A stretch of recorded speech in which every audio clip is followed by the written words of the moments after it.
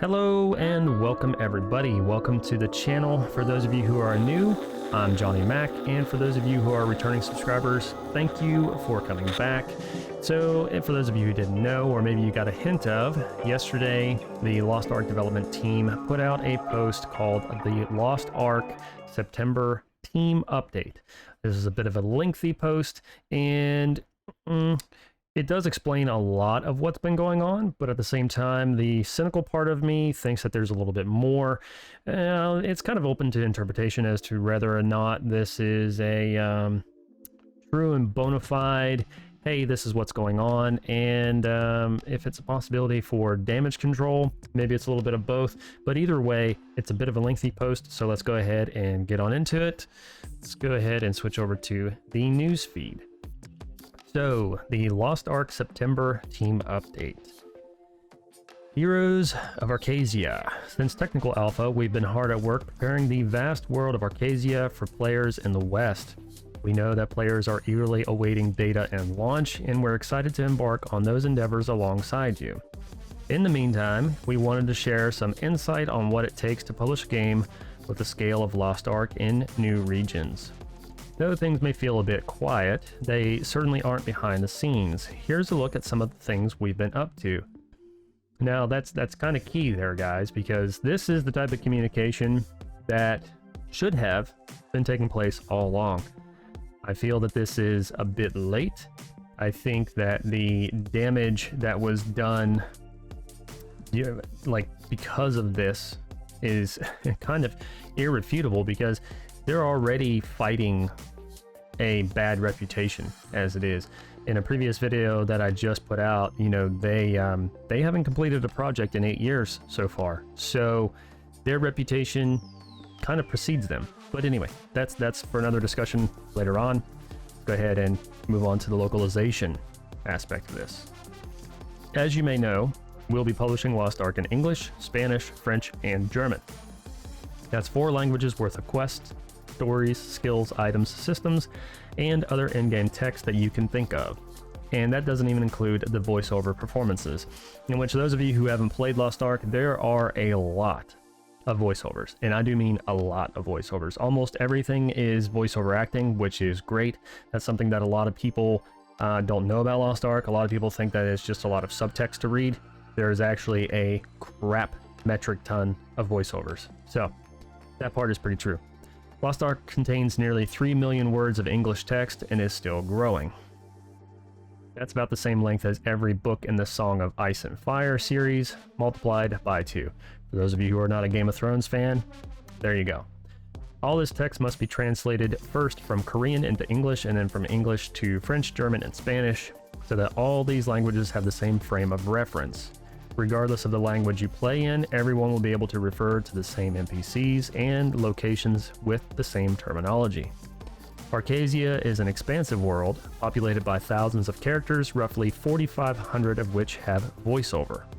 We have spent many weeks in the recording studio with voice talent, and have also engineered each sound file to ensure the demonic special effects are suitably menacing.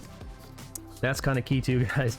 It's kind of like a little inside joke, because that was one of the #1 complaints about the demonic during the test, or the closed alpha test, was that the sound effects for the demonic just didn't really seem to fit. It's supposed to be like this possessed demon form that they change into.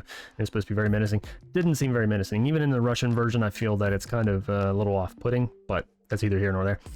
Music plays an important role in the game, whether it's setting the mood for pivotal, dramatic moments, or whether it's half-dozen characters singing a hearty musical number in an ode to a blacksmith getting his mojo back. Lost Ark showcases several songs that have been fully localized. We want to make sure our players enjoy a thoughtful, emotional connection to these events. Now, what they mean there, guys, is that basically they've rewritten a couple songs.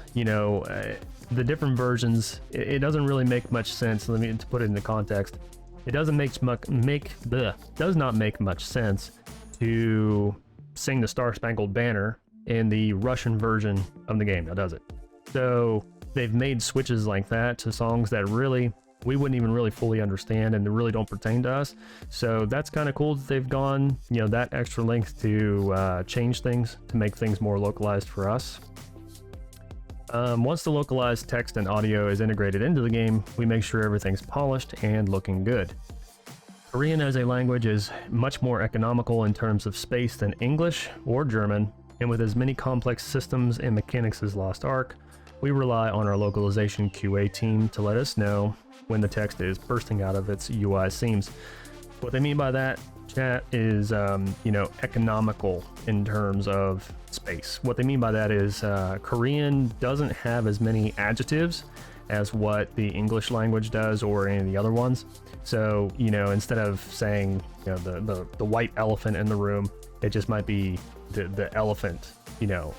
So they don't have a lot of detail to their language. It's very cut and dry, to the point.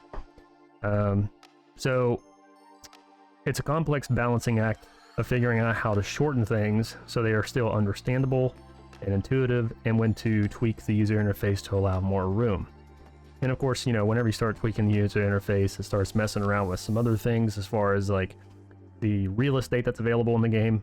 Real estate is obviously a very important aspect when you're dealing with a game, so obviously they don't want to mess that up, which is good on their part. You know, I'm glad that they're taking that into account.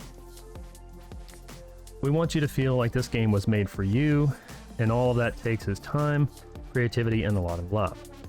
Now, let's get into the nitty-gritty, the infrastructure. Lost Ark has been operating in South Korea since 2018. But expanding it into the West has introduced some interesting challenges when it comes to the game's new infrastructure.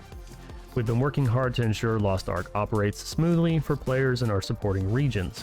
When publishing the game in a span of new regions, one of our goals was to reduce the latency our customers could experience due to their varied locations. To accomplish this, we made the decision to deploy Lost Ark in multiple data centers on the North American, East and West coasts, as well as in Europe. Sounds simple enough, right? Well, you know, you got to figure too, chat. So here's one interesting thing that always happens. You know, whenever a game launches, they always end up with more servers typically than what they think they need.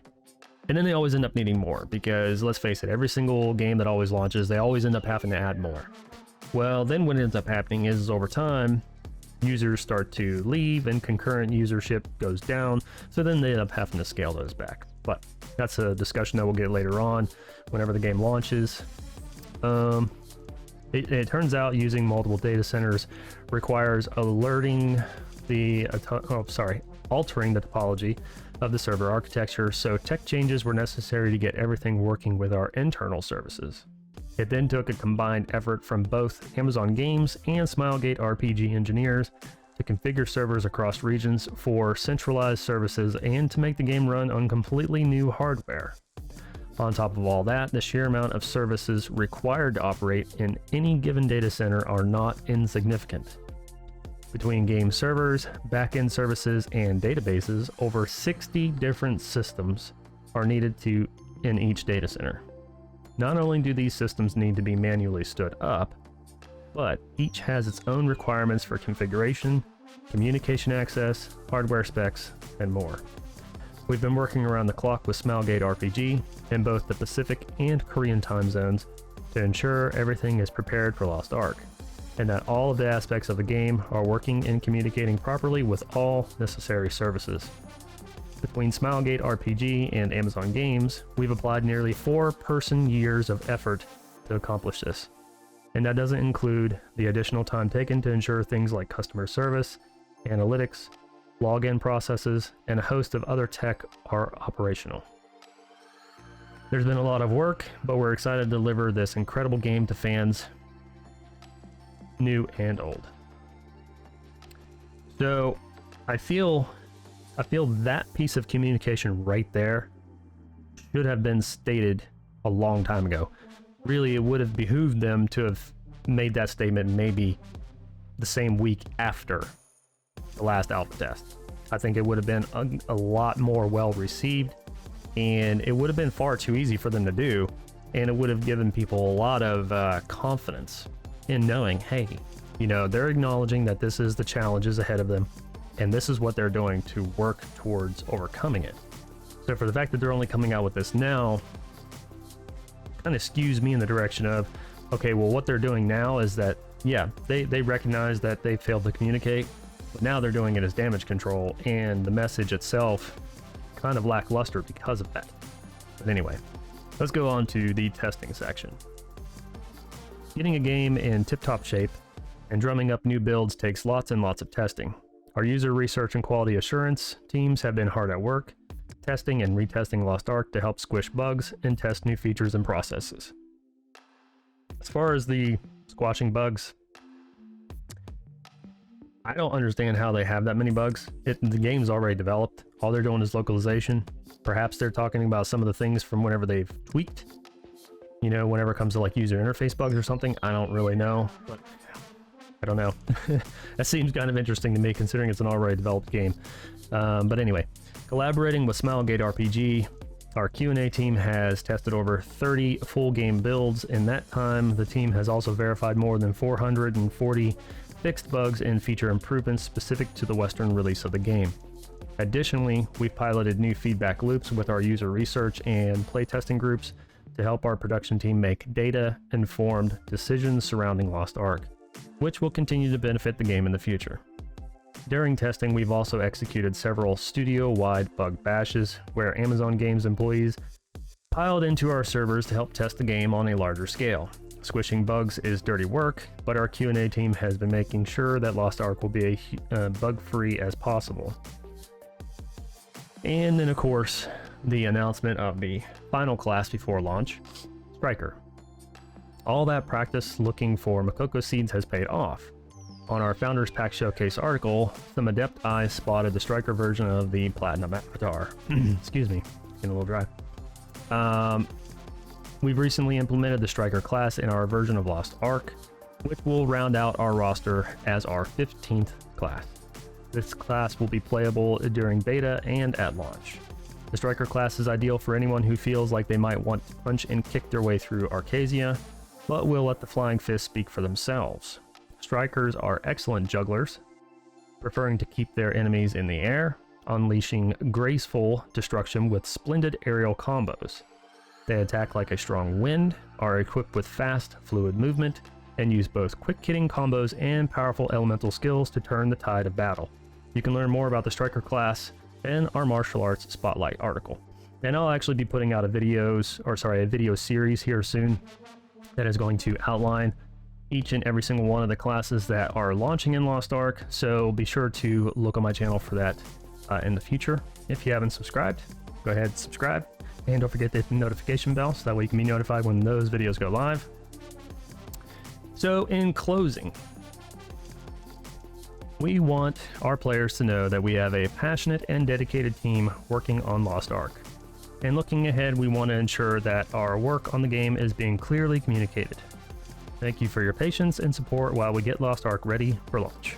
And we will look forward to seeing you in Arcasia. So, very, very lengthy chat. Very, very lengthy. I need to get a drink because my throat is dry. So as I said, very lengthy.